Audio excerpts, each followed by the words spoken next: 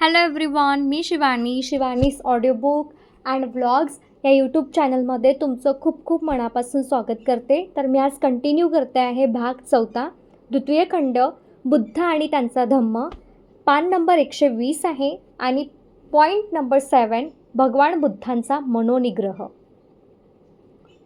राजाचा जणू काय डोळा असलेल्या त्या मंत्र्याचे ते प्रेमळ राजनिष्ठ उद्गार ऐकल्यावर भगवान बुद्धांनी आपला निश्चय जरासुद्धा डळमळू देता ठामपणे उत्तर दिले. त्यांचे उत्तर सुसंबद्ध होते. ते कंटाळवाणे किंवा उतावळपणाचे नव्हतेच.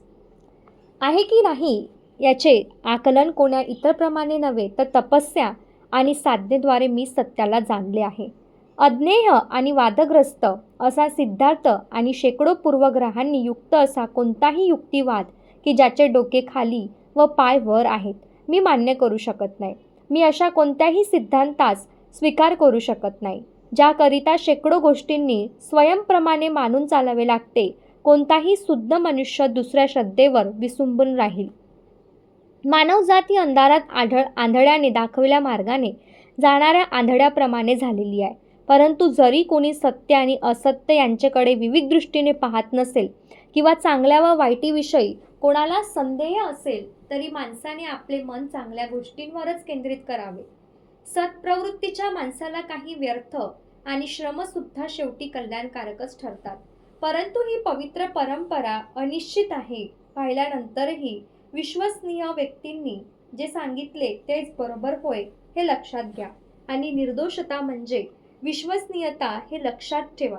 जो सर्वस्वी निर्दोष आहे तो सत्याची उडवाउडवी करणार नाही. आणि घरी परतण्याविषयी तुम्ही मला सांगितले त्याविषयी बोलावेचे म्हणजे तुम्ही दिलेली उदाहरण देखील प्रमाण होऊ शकत नाही. कारण कर्तव्य ठरवताना ज्यांनी प्रतिज्ञाभंग केला अशांची उदाहरणे प्रमाण म्हणून कशी धरता येतील.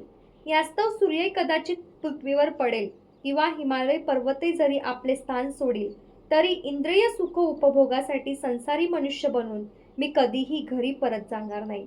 मी भडकलेल्या अग्नीत प्रवेश करीन परंतु माझे उद्दिष्ट साध्य केल्याविना मी घरी परत जाणार नाही. एवढे बोलून तथागत उठले आणि आपल्या दृढ निश्चयानुसार सर्वत्र उपेक्षावान होऊन पुढे चालू लागले. त्यांचा अविचल निश्चय ऐकल्यानंतर दुःखाने भारावून विषण्ण नजरेने मंत्री ब्राह्मण अश्रुयुक्त डोळ्यांनी हळूहळू कपिल वस्तूला परतले. राजपुत्राविषयीच्या प्रेमामुळे आणि राजावरील त्यांच्या भक्तीमुळे ते परत येताना पुन्हा पुन्हा थांबून मागे वळून पाहू लागले. आपल्याच तेजाने सूर्याप्रमाणे तडपणाऱ्या व कुणाच्याही हाती न गवसणाऱ्या त्या तथागताकडे ते पाहू शकत नव्हते आणि त्याच्यावरून दृष्टही काढू शकत नव्हते.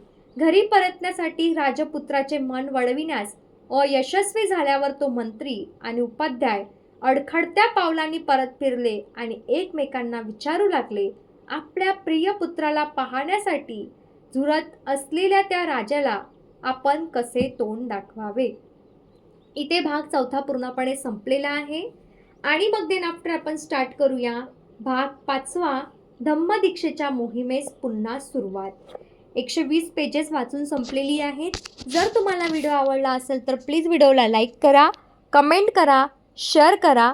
नवीन असाल तर चॅनलला सबस्क्राईब करायला विसरू नका. धन्यवाद.